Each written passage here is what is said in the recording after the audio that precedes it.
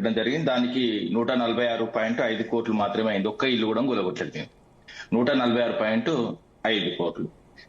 నేనేమంటున్నా, ఇప్పుడు ఈ గాంధీ విగ్రహం తీసుకొచ్చి 5,000 కోట్లు మరి ఏ విధంగా ఎట్లా దోసుకుంటారో మరి విగ్రహం అంచున పెట్టుకొని విగ్రహం పెడతామని చెప్పి ఇందులో 8,000 కోట్లు దంచుకుంటారు. అదేవిధంగా గాంధీ కుటుంబానికి ఏదో కొంత చేయాలనుకుంటారు. ఇందులోకెళ్ళి ఇస్తారా? మరి గాంధీ పేరు చెప్పి గాంధీ స్టాచ్యూ చేసుకొని ఈ రాహుల్ గాంధీకి ఇస్తాన 1,000 కోట్లు ఇందులోకెళ్ళి తీస్తారా? ఇంకోటి ఏంటంటే ప్రతి ఎలక్షన్స్ కూడా డబ్బులు ఎక్కడి పోతున్నాయి. ఆఖరికి హెలికాప్టర్ ను కూడా ఇతర రాష్ట్రాల నిధులు కూడా వాడుకుంటున్నది చూసాము. అదే విధంగా పెన్షన్ల పెంపు గురించి, అసలు పెన్షన్ల పెంపు గురించి ఇప్పుడు ఈ ఒక్క రోజు కాదండి, వీళ్ళు వాస్తవంగా 2024-25 బడ్జెట్ లో కానీ 25-26 బడ్జెట్ లో కూడా ఇవే మాటలు చెప్పారు, గాలి మాటలు. ఈ గాలి మాటలకు ఏ విధంగా కూడా ఎవరు కూడా నమ్మే పరిస్థితి లేదు. ఎందుకంటే ఈ 6 గ్యారెంట్ల విషయంలో కూడా, ఎందుకంటే 6 గ్యారెంట్లలోనే ఈ పెన్షన్స్ ఉన్నాయి కాబట్టి ఈ 6 గ్యారెంట్ల విషయంలో 24-25లో 53,146 కోట్లు కేటాయింపులు చేసిందండి. అదేవిధంగా 25-26లో కూడా ఇంచుమించు 53,000 కోట్ల చిల్లర కేటాయింపులు చేసి, మరి వీళ్ళు చేసింది ఏంది అసలు? ఇంకోటి ఏంటంటే నిజంగానే వీళ్ళు 6 గ్యారెంట్ల విషయంలో ఇన్ని మాటలు చెప్పి మరి ఏం చేసి 2,500 మహిళలకు ఇచ్చిల్లా అంటే ఇవ్వలేదు. ఒక్కొక్క మహిళకు 60,000 బాకీ ఉన్నారు. అదేవిధంగా వృద్ధులకు పెన్షన్ పెంచిల్లా 4,000 అంటే అది పెంచలేదు, అది కూడా 96,000 బాకీ ఉన్నారు. అదేవిధంగా రైతు భరోసా ఏమైనా చేసిల్లా అంటే అది కూడా వాస్తవంగా చెప్పాలంటే ఒక్కొక్క రైతుకు 80,000 బాకీ ఉన్నారు. రుణమాఫీ ఏమన్నా చేసిందంటే రుణమాఫీ విషయం అయితే ఇక పచ్చి బోకర్ విషయం అండి. ఎందుకంటే ఇప్పటి కూడా లక్షల మందికి రుణమాఫీ కాలేదన్నది కూడా మనం ఓపెన్ గా మాట్లాడుకుంటే తెలుస్తుంది. ఇంకోటి ఏంటంటే మార్టిగేజ్ లోన్స్ ఉంటాయి. ఎందుకంటే బ్యాంకు తనఖా పెట్టిన రుణం అయితే రైతులు తనఖా పెట్టిన రుణాలను ముక్కువిండి వసూలు చేసి ఇవి గడితేనే వస్తే అని దాదాపు 12,000 కోట్ల దాకా వసూలు చేసి అవసరమైతే క్రాస్ చెక్ చేసుకోండి. నిరుద్యోగులు 2 లక్షల ఉద్యోగాలు ఇస్తాన్నారు, మరి 2 లక్షలు ఇచ్చిల్లా? ఇవ్వలేదు. వాళ్ళు ఇంకోటి 2 ఉద్యోగాలు ఇచ్చినప్పుడు బల్మూరు వెంకట్కి వచ్చింది, ఒక రియాజ్కి వచ్చింది, ఒకరు గ్రంథాలయ చైర్మన్ అయినలో, ఒకరు ఎమ్మెల్సీ అయినలు. ఇప్పుడు ఈ విధంగా మోసం చేసుకుంటూ అదే విధంగా నిరుద్యోగ వృత్తి 96,000 బాకీ ఉంది ఒక్క వాస్తవంగా అయితే నిరుద్యోగి. వికలాంగుల పెన్షన్ 1,44,000 రూపాయలు ఒక్కొక్క వికలాంగునికి బాకీ ఉన్నారు. అదే విధంగా షాదీ ముబారక్ తులం బంగారం ఇచ్చే పరిస్థితి లేదు, ఈ సంవత్సరం కూడా ఇచ్చేది. ఈ విద్యార్థులు స్కూటీలు అని చెప్పి తెలంగాణ రాష్ట్రాన్ని లూటీ చేస్తున్నాయి కాంగ్రెస్ ప్రభుత్వం. విద్యా భరోసా కార్డులు 5 లక్షలు ఒక్క లక్షలు ఇచ్చిల్లా? అదే విధంగా ఇవన్నీ గ్యారెంటీలే అండి. వారికి బోనస్ అన్నారు. ఆ బోనస్ కూడా వాస్తవంగా చెప్పాలంటే 1,160 కోట్లు బాకీ ఉన్నారు. ఇక ఫ్రీ బస్సు విషయం రోజుకు 10 కోట్లు కట్టాలి, అది 7,300 కోట్లు ఆర్టీసీ ప్రభుత్వం బాకీ ఉన్నది. అందులో వాస్తవంగా ఇబ్బడి ముబ్బడిగా కొంత చేసి ఇంకా 5,000 కోట్ల దాకా వాస్తవంగా దాన్ని ముంచెల్లి ఇంకోటి ఏంటంటే లాభాల ఉన్న కార్గోని తీసుకెళ్లి ఏదో వాస్తవంగా రేవంత్ రెడ్డి బ్రదర్స్ సంబంధించిన బినామీ గాళ్ళకి ఇచ్చారు. అదే విధంగా ఆర్టీసీలో ఈ రోజు కూడా మాట్లాడుతున్నాను, నేను మొదటి నుంచి మాట్లాడతాను. ఒలక్ట్రా అండ్ జేబిఎం కంపెనీకి సంబంధించిన బస్సులు తీసుకొచ్చి ఆ 10 కోట్లు వాళ్ళకి ఇస్తే వెనకకెళ్ళి మళ్ళీ వీళ్ళకి వస్తే పర్సంటేజ్లు. ఆ విధంగా ఏదైతే దోపిడికి తెరదీసులు. అదే విధంగా ఫ్రీ పవర్ అని చెప్తున్నారు. అసలు ఇంకోటి ప్రభుత్వం ఫ్రీ పవర్ కి ఎంత బాకీ ఉన్నదని తెలుసుకుంటే 24,690 కోట్లు ఏదైతే పవర్ డిస్కామ్లకు బాకీ ఉన్నారు. ఇక ఎక్కడదండి ఫ్రీ పవర్?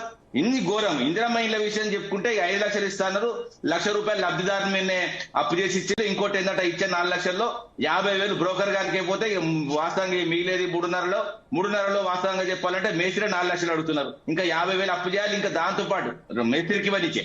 అదే విధంగా ఇల్లు కట్టుకోవాలంటే ఇంకా 10 లక్షల రూపాయలు అప్పు చేయాలి. 10 లక్షల రూపాయలు అప్పు చేసి ఇల్లు కట్టుకుంటే మరి ఇందిరమ్మ ఇండ్ల పేరేం పెట్టుకోవాలి, వాళ్ళ కుటుంబం పేరు అప్పు ఇచ్చిన పేరే పెట్టుకోవాలి. అదే విధంగా ఆటో కార్మికులు 24,000 రూపాయలు బాకీ ఉన్నారు. అదే విధంగా రైతులకు ఏంటంటే రైతు కూలీలకు 24,000 బాకీ ఉన్నారు. ఇంకోటి ఏంటంటే ఇప్పుడు ఎస్టీలకు వీళ్ళు విద్యా జ్యోతి కింద 10 పాస్ అయితే 10,000, ఇంటర్ పాస్ అయితే 15,000, డిగ్రీ పాస్ అయితే 25,000, పీజీ పాస్ అయితే 1,00,000. అదే విధంగా ఎంపీలు పిహెచ్డీ చేసే వాళ్ళకి 5 లక్షలు ఇస్తా ఉన్న ఈ బ్రోకర్ ప్రభుత్వం ఏడబోయిందండి. అదే విధంగా అంబేద్కర్ అభయార్థం కింద మేమే అయితే వాస్తవంగా అప్పుడు దళిత బంధు 10 లక్షలు ఇస్తే 12 లక్షలు ఇస్తాను ఒక్కరికన్నా ఇచ్చిందా? మరి ఈ కేటాయింపులు ఏడబోయినాయని అడుగుతున్నా.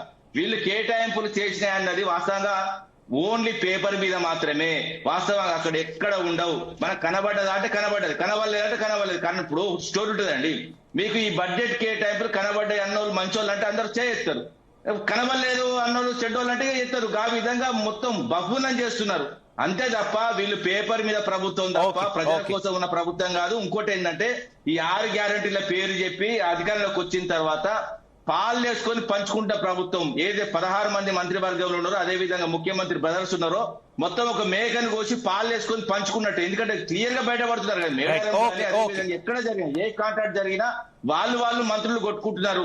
ఇక్కడ నాకు డబ్బులు రావు, అక్కడ నాకు డబ్బులు రావు, వాని కోడికి ఇచ్చిండు, వీని కోడికి ఇచ్చిండు, ఈ విధంగా వీళ్ళు గల్లలు పట్టుకుని కొట్టుకున్నారు. ఇంకోటి డబ్బుల కోసం తప్ప ఈ ప్రభుత్వం ఇంకోటి మళ్ళీ కూడా చెప్తున్నా, ఈ రోజు కూడా చెప్తున్నా, ఈ కాంగ్రెస్ ప్రభుత్వం ఓటీపీ ప్రభుత్వం, వన్ టైం పాస్వర్డ్ మళ్ళీ రాదు కాబట్టి వాస్తవంగా దోచుకోవడం దాచుకోవడం అంతే తప్ప ఇంకేం లేదండి. ఇప్పుడు వాళ్ళు చాలా సందర్భాల్లో వీళ్ళు మాట్లాడండి తెలంగాణ ఏటీఎం లాగా ఏటీఎం లాగా. ఇప్పుడు నేనంటున్నా ఏటీఎం అంటే అనుమూల టెల్లర్ మిషన్స్ ఆ విధంగా మారిపోయింది మొత్తం కంప్లీట్ గా. రైట్, ఓకే రామ్మూర్తి గారు. శ్రీనివాసరావు గారు 3 ముఖ్యమైనటువంటి విషయాలు. ఒకటి, గాంధీ విగ్రహానికి సంబంధించి ఇప్పటికే స్థానికుల నుంచి పూర్తి స్థాయిలో వ్యతిరేక వస్తున్న నేపథ్యంలో ఏమైనా కేబినెట్ భేటీలో డెసిషన్ తీసుకుని కొంత వెనక్కి తగ్గే అవకాశం ఏదైనా ఉందా? రెండోది, ఉద్యోగులకు సంబంధించినటువంటి బకాయిల విషయంలో ఉద్యోగుల నుంచి కూడా ఆందోళన వ్యక్తం అవుతుంది. ఈసారి కేటాయింపులు ఏ రకంగా ఉండే అవకాశం ఉంది ఈ బడ్జెట్ లో, వారి సమస్యలు పరిష్కరిస్తారా? మూడో ముఖ్యమైనటువంటి పాయింట్, మెట్రోకు సంబంధించి ఇప్పటికే అప్పులు చాలా భారీ స్థాయిలో పెరిగిపోయినాయి. గత ప్రభుత్వం అప్పుల భారం మోపింది కాబట్టి ఇప్పుడు చాలా పథకాలు మేము అమలు చేయలేని స్థితిలో ఉన్నామని పదే మీ పార్టీ నాయకులంతా కూడా చెప్తున్నారు. కానీ ఏకంగా ఇప్పుడు మెట్రోకు సంబంధించి మెట్రోను తిరిగి ప్రభుత్వ పరం పూర్తి స్థాయిలో చేయడం వల్ల 15,000 కోట్ల రూపాయల భారం, 12,000 కోట్ల రూపాయల అప్పులు, దాదాపుగా ఇంకో 2,000 కోట్ల రూపాయలు వాళ్ళకి ఇస్తున్నవి కావచ్చు, మొత్తం కలుపుకొని 15,000 వరకు పడుతుంది అనేటటువంటి వార్తలు ఉన్నాయి. ఏంటి ఈ భారతాన్ని ప్రభుత్వం ఏ రకంగా భరించబోతుంది? ఏం చెప్తారు ఈ 3 అంశాలకు సంబంధించి? మా వాయిస్ క్లియర్ ఉందండి? కంటిన్యూ అండి. Audio clear? Continue. Audio clear ఉందా మాది? కంటిన్యూ శ్రీనివాస్ గారు. ఇప్పుడు పెద్దలు అందరూ మాట్లాడారు, ఒక 2 నిమిషాలు నాకు టైం ఇవ్వాలి. మీరు అడిగినటువంటి ప్రశ్నలో ఒక గాంధీ విగ్రహానికి సంబంధించి ఒక ప్రకటన మాత్రం ఇవ్వబడ్డది. కేబినెట్ లో దాని మీద సరైనటువంటి నిర్ణయం తీసుకుంటారు. సరే, వస్తున్నటువంటి పరిస్థితుల్ని సమీక్షించి ఏ విధమైన నిర్ణయం చేయాలని ఏర్పరుస్తారు. రెండో అంశము, మీరు అడిగింది మెట్రోకి సంబంధించి దాని చేయాలన్న ఆలోచనలో ఉంది. దాన్ని నిపుణులతోటి అందరితోటి